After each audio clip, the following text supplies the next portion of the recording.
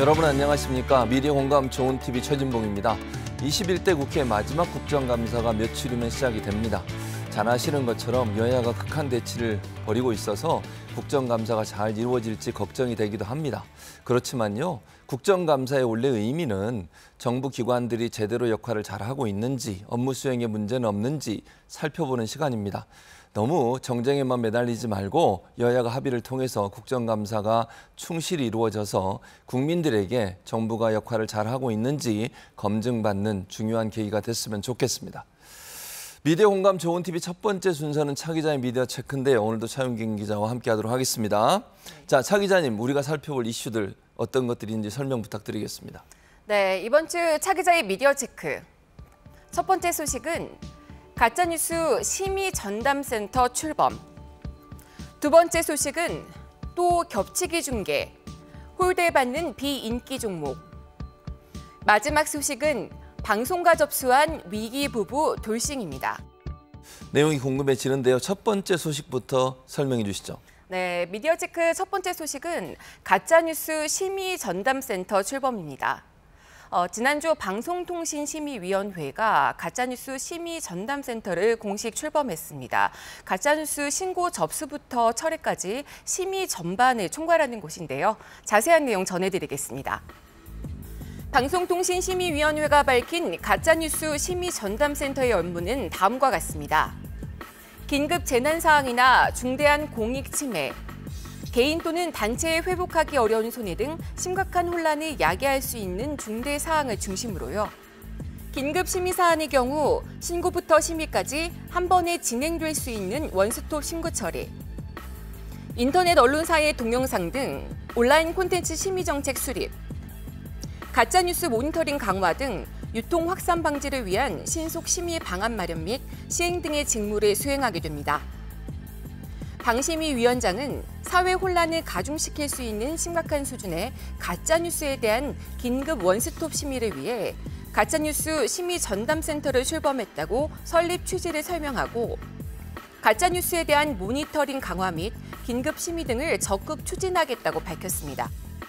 그야말로 가짜뉴스 근절 대책 일사천리로 진행이 되는 것 같습니다. 네. 설명해 주신 것처럼 심의전담센터가 문을 연 바로 다음 날 또 가짜뉴스 대응 민관협의체도 출범을 했다면서요? 네, 그렇습니다. 그 네이버와 카카오, 구글하고 메타 같은 국내외 플랫폼, 그다음에 포털 단체들이 같이 협의체를 구성을 해서요. 1차 심의를 진행을 했습니다. 이른바 이제 가짜뉴스 패스트트랙을 진행한 건데요. 가짜뉴스 신고를 접수해서 포털 사업자에게 이제 알리면은 포털 사업자가 내용을 검토한 후에 해당 콘텐츠에 가짜뉴스 심의 중과 같은 표시를 붙이거나 아니면 삭제, 차단하는 조치를 취하는 겁니다.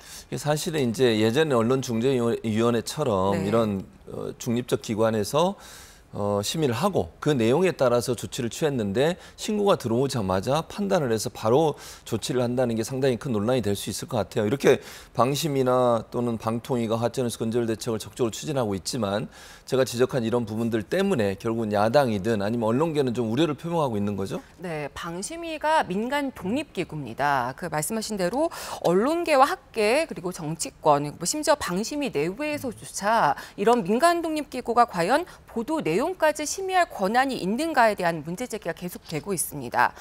중로는 방심위 관련된 법령을 보면은 이런 심의할 권한이 없다라는 겁니다. 또 방심위 설립 취지는 정파적인 이해관계를 벗어나서 독립적이고 객관적으로 심의를 해야 한다는 건데 그래서 의사결정 과정이나 운영 방식에서 합의제를 지향하고 있습니다. 그런데 최근에는 제대로 합의가 이루어지지 않고 있다라는 지적들이 많습니다. 또 무엇보다도 무엇이 가짜뉴스인가 같은 그 가짜뉴스의 정의가 분명하지 않은 점이 문제이기 때문에요. 정치적으로 이용되는 것 아니냐 같은 우려가 많습니다. 만약의 경우에 정치권이나 정부나 정치권의 비판적 기사를 썼을 때 그걸 가짜뉴스로 규정을 해버리면 사실은 비판의 기능이 언론의 비판의 기능 자체가 상당히 줄어들 수 있다는 점은 좀 문제가 있을 거로 생각이 됩니다. 이런 부분들을 좀 잘 고려해서 가짜뉴스 대응을 해야 되지 않을까 이런 생각이 듭니다. 자, 두 번째 소식으로 넘어가 보겠습니다. 네, 미디어 체크 두 번째 소식은 또 겹치기 중계, 홀대받는 비인기 종목입니다. 항저우 아시안게임의 폐막이 이틀 뒤로 다가왔습니다. 지난 2주간의 중계 방송을 보면 방송사들이 인기 종목의 경기를 동시에 중계해야 한 경우가 많아서요. 국제 경기 때마다 반복되어 왔던 겹치기 중계 논란이 또다시 불거지고 있습니다. 미디어오늘 기사로 소개해드리겠습니다. 남자 축구 경기 때마다 지상파 3사와 TV조선은 동시에 중계에 나서 겹치기 중계가 반복됐습니다. 반면 금메달을 획득한 근대 5종과 펜싱 여자 에페, 태권도 품새 등은 경기를 보고 싶어도 찾아보기 어려웠는데요. 근대 5종과 태권도 품새 등의 종목은 조직위원회에서 중계 제작 대상에 포함시키지 않아서 방송사에서 중계에 나설 수 없는 상황이었습니다. 펜싱 여자협회 결승 경기는 중계 종목이었지만 같은 시각 치러진 남자 축구 경기에 밀려서 축구가 끝난 이후에야 뒤늦게 중계됐는데요. 선수들도 아쉬움을 드러냈습니다. 비인기 종목의 서름을 토로한 선수들의 인터뷰도 이어졌습니다. 겹치기 중계는 비인기 종목 외면 문제뿐만 아니라 시청권 침해로 이어진다는 지적도 반복되고 있습니다. 방송사들이 주요 경기를 일제히 중계하면서 방송사들의 정규 프로그램 결방이 잇따라서인데요. 방송통신위원회는 국제 스포츠 행사 때마다 방송사들에게 순차 편성을 권고하고 있지만 겹치기 편성 논란은 반복되고 있습니다. 결국 이제 방송사들이 인기 종목 또는 메달 확보가 유력한 종목 이런 종목들만 방송에 편성하다 보면 비인기 종목은 그야말로 홀대를 받을 수밖에 없는 상황인데 이런 문제가 한두 번도 아니고 올림픽, 아시안게임 뭐 이럴 때마다 계속 반복되고 있거든요. 왜 개선이 안 되는 걸까요? 일단 광고 수익 문제가 있습니다. 아무래도 종목의 인기도가 이제 시청률하고 연결이 되고요. 그러면 프로그램 앞뒤에 붙는 광고 단가에도 차이가 납니다. 네. 또 비용 문제도 있는데요. 앞서 근대오종하고 태권도 같은 종목을 조직위원회에서 중계 프로그램을 설정하지 않았다라고 말씀을 드렸는데 그럼 방송사들이 별도의 중계팀을 파견하거나 보도팀을 이제 파견을 해서 취재를 해야 되는데 이 경우 비용이 만만치 않습니다. 그러다 보니 수익을 고려한 방송사들의 겹치기 중계가 이번에도 논란이 됐는데요. 그 채널이 그 채널이다.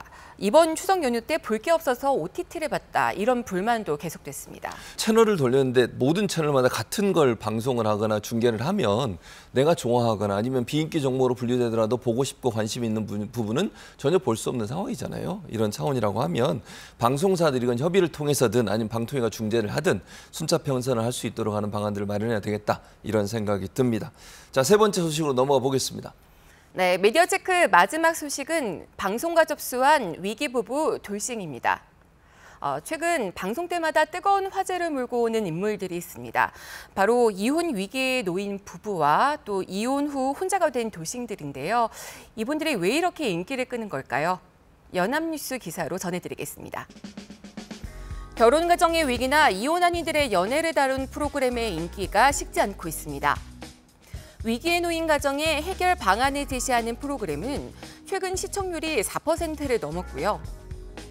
돌싱들이 출연하는 연애 리얼리티 프로그램들은 매 회차마다 뜨거운 반응을 얻고 있습니다. 시청자들은 이혼 위기에 놓인 부부나 이혼한 사람들의 사연과 진솔한 감정에 깊이 몰입하고 공감한다고 말하는데요. 과거와 달리 이혼과 결혼을 개인의 선택으로 인정하는 사회적 분위기가 영향을 미친 것으로 해석되고 있습니다. 일반인이 출연해 매번 새로운 사연을 제공하는 점은 제작비를 절감하면서 무궁무진한 방송 소재를 얻을 수 있다는 이점으로 작용하고 있는데요. 이들 프로그램 다수가 민감한 개인의 사생활과 밀접하게 관련돼 있어서 쉽게 논란으로 번지는 점은 문제로 지적됩니다. 위기부부 상담 프로그램의 경우 남성 출연자의 행동이 부적절하다는 신청자들의 민원이 빗발쳐서 결방되기도 했고요. 한 연애 프로그램은 출연자가 이혼의 책임이 상대방에게 있다고 밝힌 것과 달리 본인에게 있었다는 논란이 불거지기도 했습니다. 문제는 상당수 이제 일반인 출연자들이 출연하다 보니까 이분들의 모습이 과감없이 다 보여지고 그것이 결국 이제 뭐 공격적 성향을 보이는 시청자들이 댓글로 공격을 하고 이런 경우도 많거든요. 그래서 이분들을 어떻게 잘 보호할 거냐. 또 하나는 출연자들이 이제 발언이나 행동 때문에 예전에 있었던 과거의 행동 때문에 논란이 돼서 프로그램이 문제가 되는 그런 경우도 있기 때문에 출연자 선정을 또 잘 검증을 해야 될 텐데 그런 부분들은 고민으로 남는 부분인 것 같습니다. 인기 있는 프로그램을 제작할 때는 책임도 따른다는 점 방송계가 반드시 기억해야 될 것 같습니다. 자, 차 기자의 미디어 체크 차윤경 기자 수고 많으셨습니다.